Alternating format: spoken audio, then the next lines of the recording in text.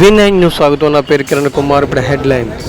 విశాఖ జగదంబ వద్ద ఉన్న ex MLA Vasupalli Ganesh Kumar మోకాళ్లపై నడుచుతూ పోర్టు కాలుష్యం ద్వారాగా ప్రాణాలు పోతున్న ప్రభుత్వం పట్టించుకోదా అని డిమాండ్ చేసి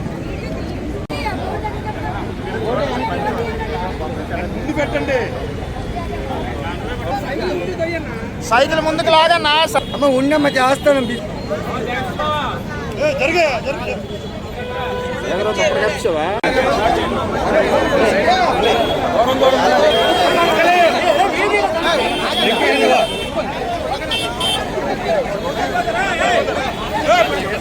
అలాగే నడుస్తారు.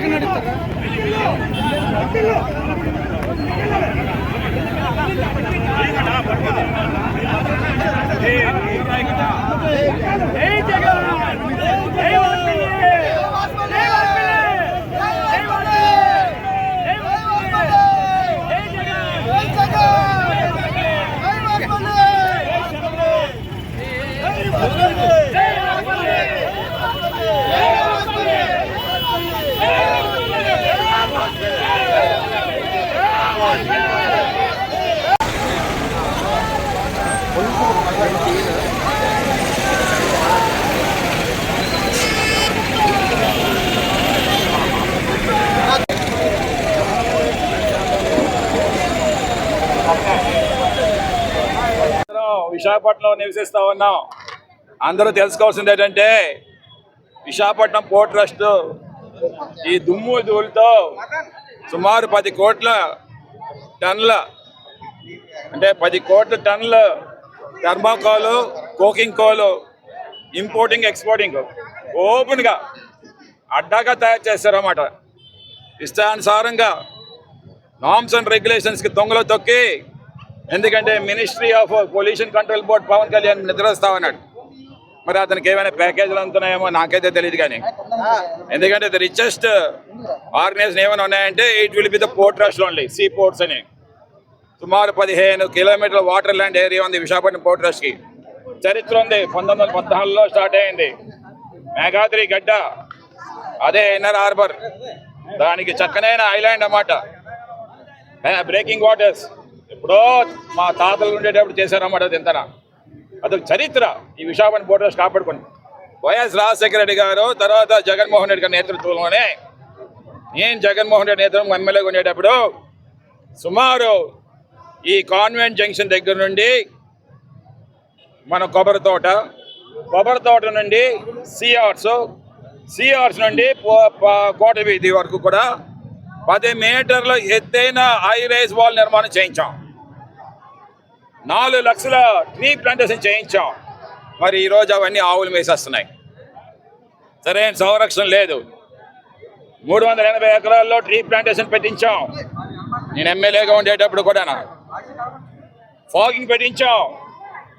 అల్ట్రా రేడియేషన్ ఫైబర్నేమో ఈ హై రైజ్ వాల్స్ మీద పెట్టించాం.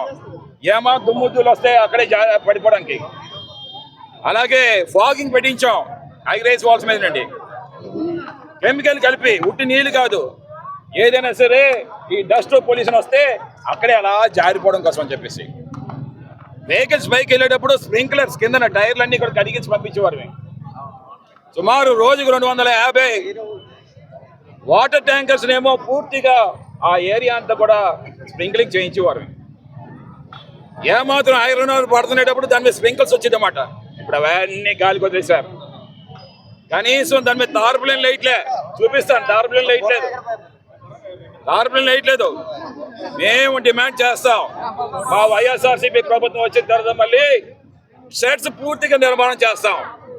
ఓపెన్ ఏరియా స్టాక్ యార్డ్స్ ఉండకూడదు.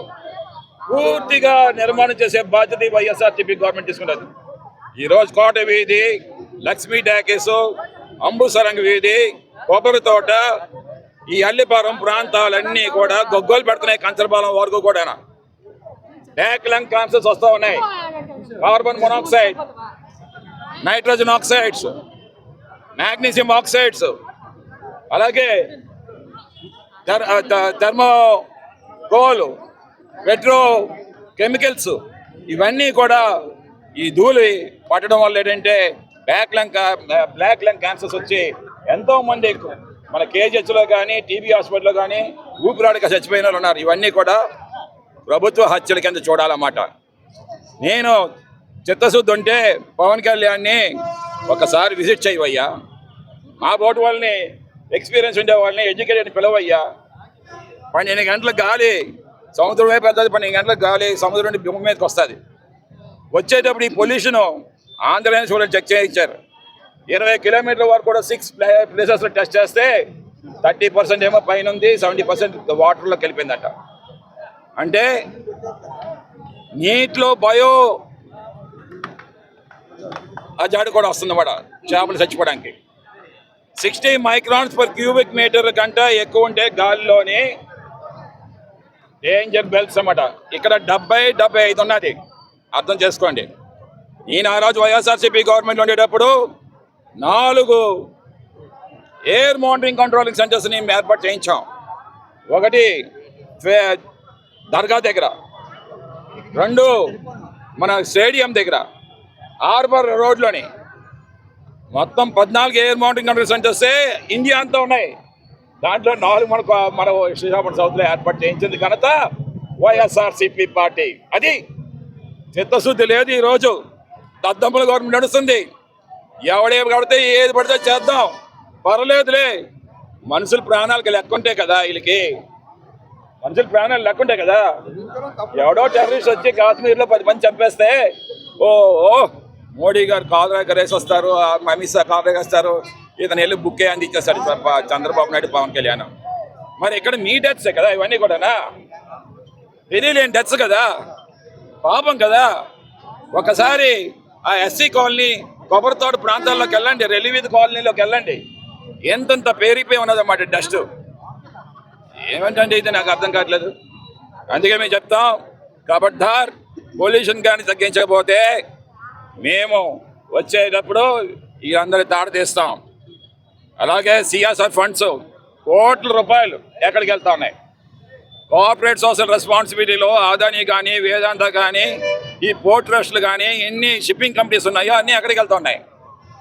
అడిగేవాడే షిప్పింగ్ కంపెనీలోనేమో ఈరోజు లారీలు నడుపుతున్నాడు. ఎమ్మెల్యే స్థాయిలో ఉండి అడిగే స్థాయిలో ఉండేవాళ్ళు, they are the voice of the people, but they are making business with the port trust. So they have no voice now because they are living on that port. మనిషి చచ్చిపోయినా పర్లేదు, ప్రజలు కన్విక్ట్ చేయాలి. ఎమ్మెల్యే పోర్ట్తో బిజినెస్ చేస్తే ఇంక నీకేం అధికారం ఉంటుంది? చేయవయ్యా, బిజినెస్ చేయాలంటే ఇంకేదైనా వండించే మార్గాలు చేయి. కానీ ఉన్న కాన్సెన్స్లోని వే pollution is very high, it is killing the people. when the air is free, why it should be privilege? అందుకే బాబాసాహెబ్ అంబేద్కర్ అన్నట్లుగా ఏంటంటే, for this air pollution, educate, organize and agitate. ఈ కార్యక్రమాన్ని మనం చేస్తున్నాం మేము ఈరోజు వైఎస్ఆర్సీపీ పార్టీ తరఫున. జై జగన్, జై జగన్.